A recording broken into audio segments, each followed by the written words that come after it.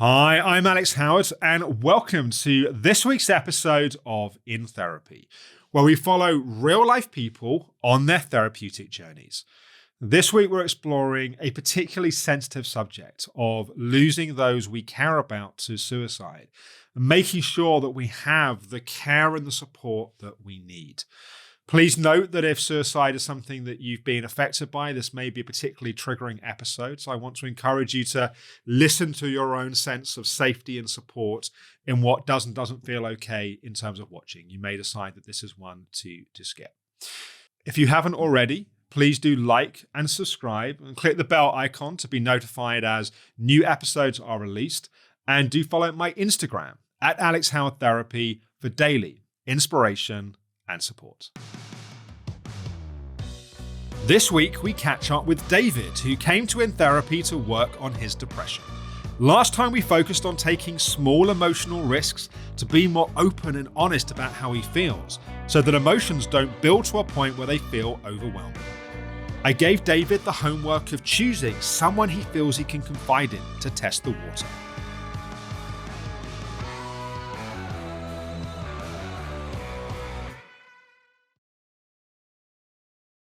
David, it's great to see you. Hi. How are you doing? Yeah, okay.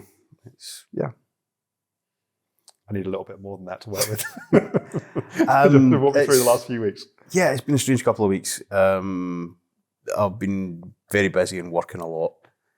There's been a few deaths, which I'm starting to feel like fucking Job from the Bible. It's like, shit just happens. Yeah, so I've been a bit up and down because of that, but it's People you're particularly close to, or and unexpected. All of them were sort of unexpected. One of them was someone who I've worked with for about maybe 15 years who took their own life. And it was shocking, but not that surprising, if that makes sense. Yeah. He was someone who'd always had some problems with depression and some problems with like PTSD and stuff. So I think what was more shocking was that, it was as, we're sort of coming out of things or maybe just about to go back into things. So I don't know. But so that was quite shocking. That was about sort of 2 weeks ago. Okay. And then I had like a guy I was at school with who I haven't even thought of in like 20 years. But another friend was like, oh yeah, so-and-so's died. I was like, from what? Oh, it's cancer. So what sort of cancer? I don't know. It's like that thing when you're trying to get information out of people sort of 500 miles away and they're only communicating by text. Yeah.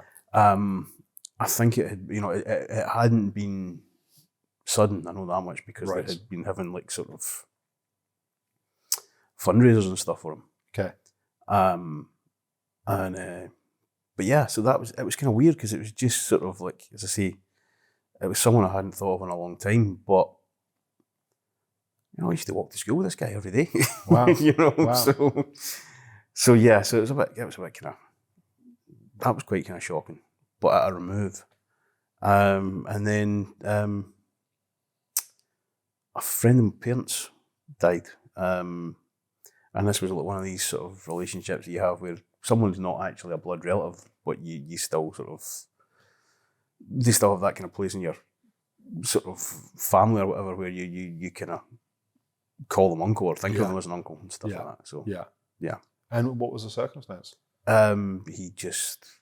He had been ill and went into hospital and didn't come out. Wow. So I think there was a COVID element in the fact that he might have picked up an infection when he was in there. Yes. But yeah. It's a lot in a few weeks. Yeah. How are you doing with that? Not to be facetious, although I'm going to be. I have a T-shirt where it's Angela Lansbury, from Murder, She Wrote. Yeah. Jessica Fletcher, sort of elderly novelist who goes around saving murders. It's sort of, solving murders. Yeah. And so it's her face, and it just says underneath it, I killed them all. And that's kind of how it's making me feel a little bit. It's almost like, I'm thinking about it, it's like 6 people I know who have committed suicide in the last, there've been at least 4 since the start of lockdown. And it's all men, right? No, it's not. Okay. It's been, in fact, the majority of them have been women. Have they? Okay. Which is kind of, and the majority of them, it's that kind of thing where you didn't see it coming and you're like, oh, well, there's a reason why she was in the mental health group with you. And you're like, oh, yeah. Yeah. So, yeah, but I mean, as I say, the guy who did it recently, it was, I think it was just a case of, because of lockdown, because he was so isolated, no one really saw how he was feeling. Yeah. And often with suicide, there's a kind of a difficult combination of someone's in an intense amount of pain that feels hopeless, like it's always going to be, it feels permanent, pervasive, and they feel alone in that pain. And it's that combination together which then catalyzes the behavior. And I think you're right. I think lockdown inevitably has made that worse because people are more alone. And, but it's difficult. I think there's a few pieces here. I think partly it's just a bit like we were saying with the family friend, that there's something that's just sad about it. There's something that is just sad about someone, firstly being in that much pain, but also the people that are left behind and the ripples and the impact of that. But I think there's also a piece here around those that are left behind. What do you make that mean? Like, what do you do with that? You've been around 6 people that have taken their lives in the last few years. Like, one has to make meaning of that. And I think that meaning is important. And I'm wondering, in your metabolizing and sort of digesting and processing of that, and making a point that some of those places, you've been to those places where it feels like you're in a lot of emotional pain. It feels like it's always going to be this way, and you feel alone. And thankfully, you've made different choices in those moments. But yeah, I'm wondering how you sort of make sense of and process it all. I don't think it's something that can be made sense of. I think it's just something you just need to kind of make peace with. Yeah. That's well put, actually. Because, if you look at any of those situations, you can certainly see how someone would get to that stage. But by the same token, you think, oh, that's a stupid thing to do. Yeah. But also, having been to some dark places, you think to yourself, oh yeah, I had a similar mindset or journey or whatever, and it's like, you can look back with clarity and say, yeah, that would have been a stupid reason to do that. But at the time, it felt like all the reason you needed, all the reason in the world. That's the thing. Having been to that place a few times many years ago as well, there's something about that place that one doesn't have objectivity. Yeah. You see it through a very narrow lens because it's almost like you've tried all these different other ways and nothing's kind of working. Yeah. So you end up in this very narrow, you just want to end the pain that you're in. And that's part of the chat. And that's why people being around is helpful, because it pulls you out of that blinkered way of looking at it. But I do think that part of it is, certainly my experience personally of having been to some very difficult places, is there's something that's actually quite powerful about making a choice to live. It's not just not making the choice to end things. It's also going, well, actually, I'm going to choose to live. So actually, I've made a choice. Therefore, what does that mean to actually show up to that choice, in a sense? It's sort of like your choice to be here, for example, your choice to, other points in your life to invest in a therapeutic process, your choice to change job, to change home, there's a certain kind of force of creation, which is almost the opposite of that force of destruction in a sense. And I think it's not a very good phrase, but I say one of the gifts of being around someone that chooses destruction is it can also empower one's choice to choose creation in their life. Mm-hmm. Yeah. Because a lot of people are just not really choosing to live or die. Yeah. They're just existing. There's a kind of are just rolling through life without any sense of intentionality or any sense of deliberateness. And actually, in a sense, it's a slow form of suicide anyway. Like there's something about making a choice to go, I choose to live, and what does that mean to make that choice?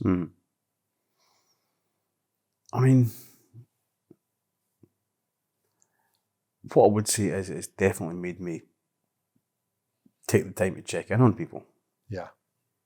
Who maybe I hadn't spoke to for weeks or months or whatever. It's like that sort of, people who I spoke to on a regular basis who, through changing jobs or changing whatever, or just the pressure of work, you don't get the chance to speak to as much as you used to.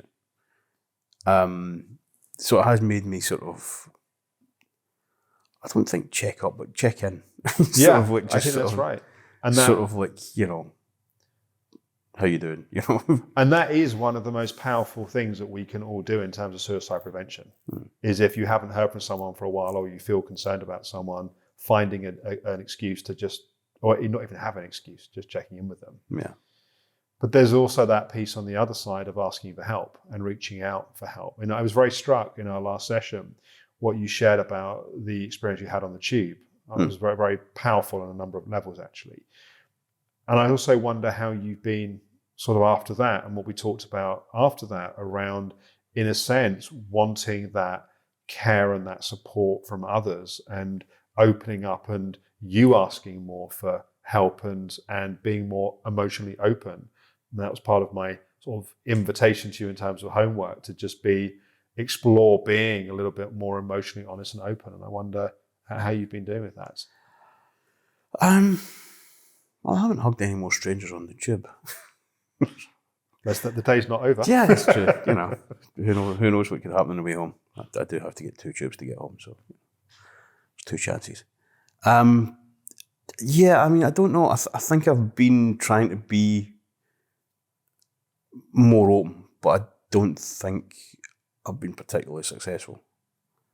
There had been 1 or 2 bad reactions. Well, not bad reactions, but just not the reactions I'd hoped for when I spoke to 1 or 2 people, and it just was like, so that kind of just made me sort of pull my head back in a bit. Give me an example.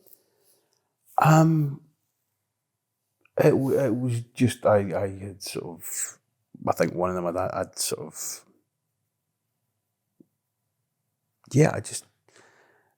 I'd been talking to someone and said, they just sort of went, I'm not comfortable with this. I'm like, okay. But at least they were able to be. Did that feel bruising for you to hear that, or did it? Yeah, how did that land? Yeah, I mean, it did, because it was someone who, I had a lot of time for, and someone who, You've done that for them. Yeah. And since then, I've felt that there is a distance, and I don't know whether it's them being distant or me being distant or both of us, because there has definitely been a change in our friendship. Yeah. I think. And I think that is sometimes difficult to experience. Yeah. And I think the other side of it is the danger is being in a bunch of having various friendships where they're a bit one-sided. Yeah. And it's sometimes it's uncomfortable to see that that's what's going on. But if that is what's going on, I think it's also important to know that, because you need to have enough of those friendships in your life where it's reciprocal and you can be that person for them, but they can also be that person for you. Mm. No, I mean, I think I do have reciprocal relationships with a lot of people. Yeah, you just need to figure out which one's are which, in a sense, right? And this is sort of part of that process of doing that, is to kind of take some risks and see where that where that lands and where it doesn't land. Do you feel dissuaded from exploring further because of having a few less than ideal outcomes, or do you still feel the sort of some energy to explore in this way? Neither. What do you feel? I feel more cautious. Yeah. Okay. So I don't feel any particular energy, but then I don't really feel energy anyway. I'm Scottish. So I don't really feel, oh yeah, I need to do this. But by the same token, I feel it's a good thing to do. Yeah. I maybe don't have as much, I'm maybe a little bit more guarded and just a little bit more cautious. Yeah. I think. And a little bit more sort of defensive. But that inability to have that conversation is about them, not about you. Yeah. I think you realize that. It's finding the people where they are able to meet you in that place. Because ultimately, going back to having those, either moments of intense anxiety or those moments of depression or low, it's having the people that you can reach out to. Like going back to the suicide examples, part of what's happening there is it's the isolation. And it's not that I'm concerned about you from a suicide risk. What I'm more mindful of is just not getting to those really low places. And what stops getting there is that dialogue and that openness and that being seen and seeing of other people in that way. Mm-hmm. Yeah, I mean, I'm not, I'm having the occasional dark moment, but I'm not getting to that level. Good. What's helping? What do you feel is the things which are helping things be on track? Some of it's just being able to talk to people. Some of it is... But just notice that in of itself, right? That's exactly what we're talking about. Yeah. It's being able to talk to people. Some of it is just having the kind of, because I'm now living on my own, having that kind of space to just occasionally crack up. Yeah. Without techno music to accompany you cracking up. Yeah, without other factors, shall we say, stimulating it. Yeah, yeah. So I think that's quite important, and also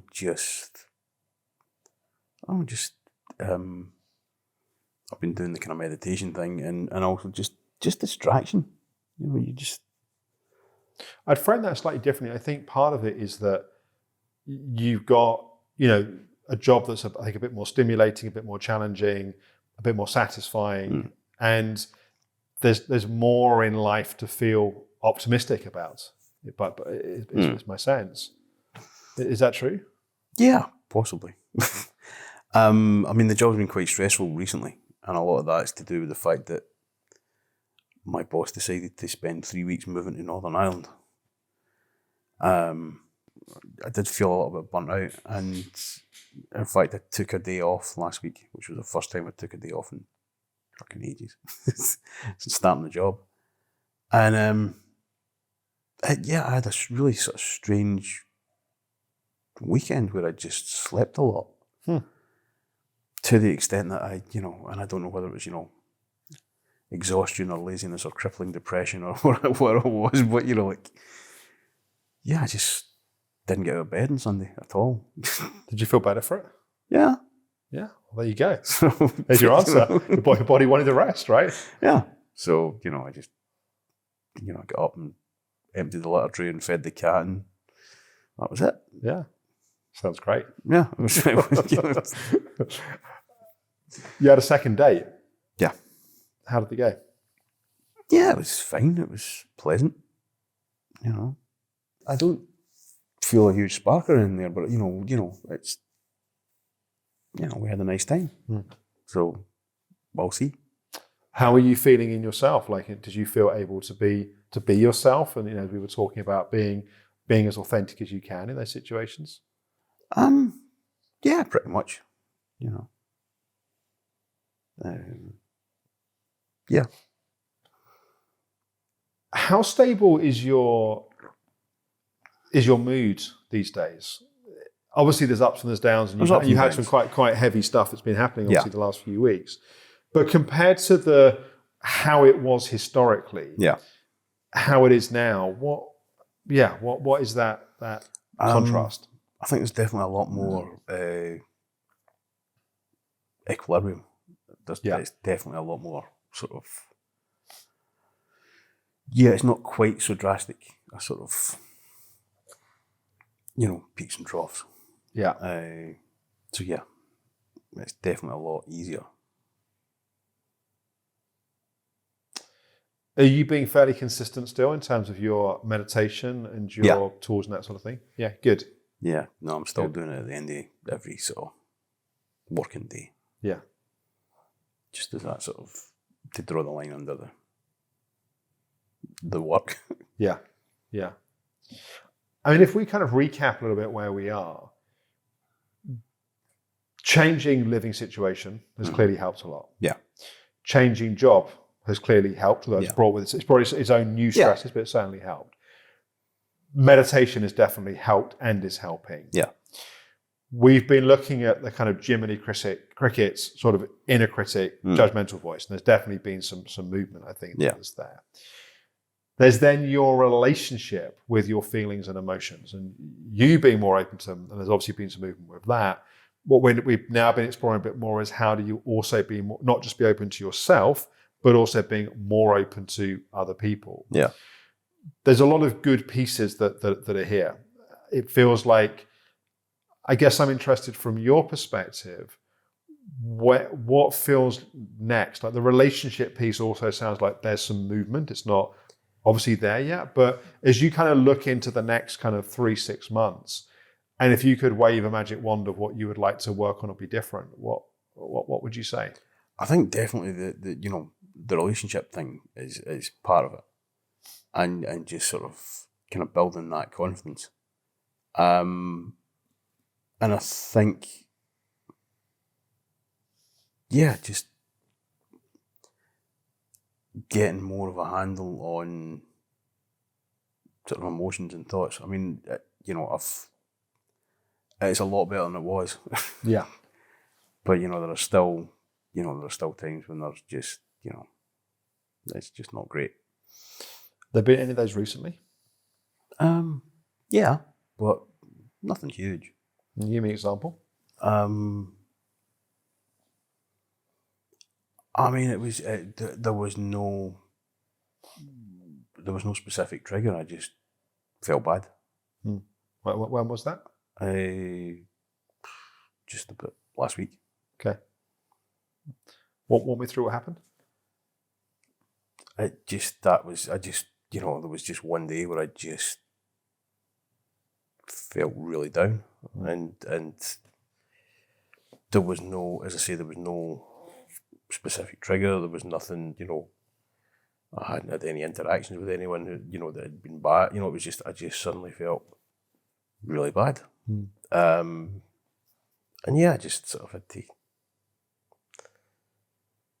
get through it. I mean, I didn't sort of have the whole breathless panic attack or anything like that, but I did feel, I felt very claustrophobic. I felt, sort of,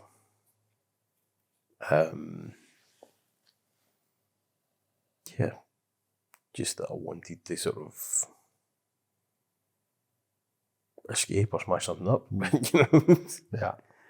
And were you able to, how did you kind of navigate through it? I just, I just sort of concentrated on sort of breathing and stuff, just right. So you worked on being a bit more present, coming into your body. Try to calm down, Yeah. And it helped? Yeah.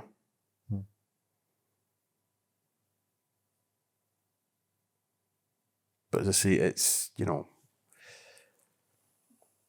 there was, it wasn't like other times when, there's, you can look and see, oh, well, it's because you had that conversation or because you had this was on your mind or something. It was just like... Sometimes it's biological. Yeah. Right? Like sometimes, it might be blood sugars, it's all over the place. It might be your hormones are out of balance. It might be that your immune system's fighting something. But there are days where it's like we feel just emotionally crap or numb or irritable. Yeah. And the trigger's not even emotional. The trigger's just that, the body's a biological organism that's just out of kilter on that day. Yeah.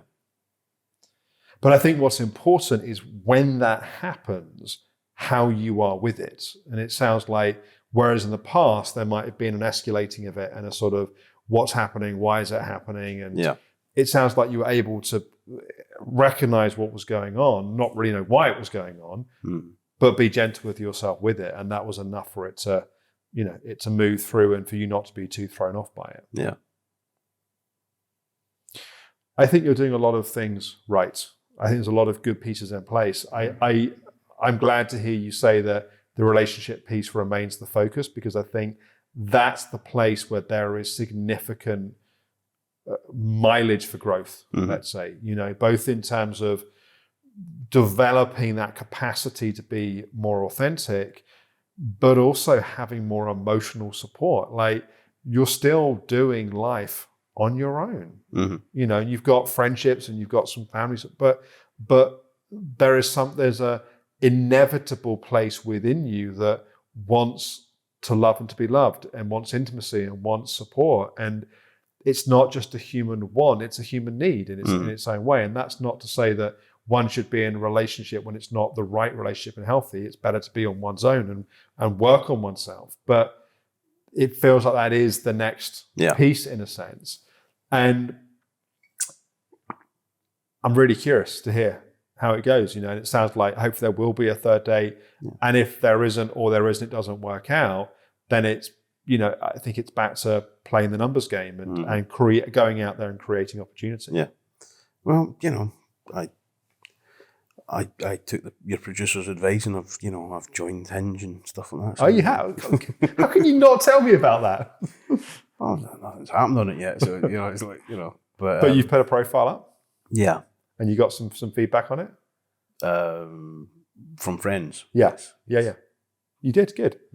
How was that process? Yeah, apparently I shouldn't put that I'm looking for a goth with daddy issues. But, it's probably not the opening line. But yeah, I spoke to two different friends about it, and they gave me some pointers. That's great. That's really great. Because I was nagging you for a few sessions about it. I'm really pleased how that's happened, David. That's really great. So yeah.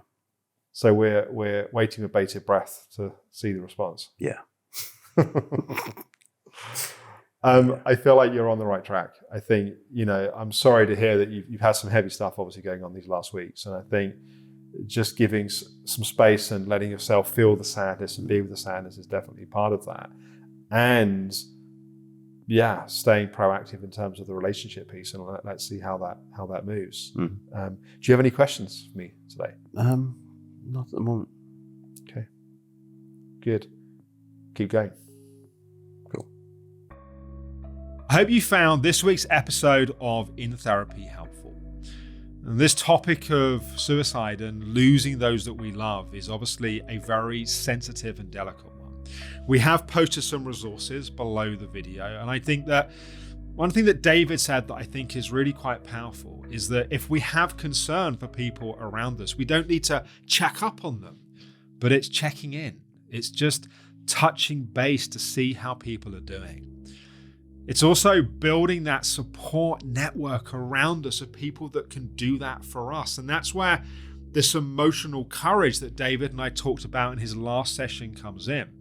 But what I think is particularly interesting about this week's episode is that David took that step. He reached out and he didn't quite get the response that he was hoping for, but it wasn't devastating for him in the way that he might have feared that it would be. Often when we think about putting ourselves out there and we imagine not getting what we're hoping for, we imagine it's going to crush us.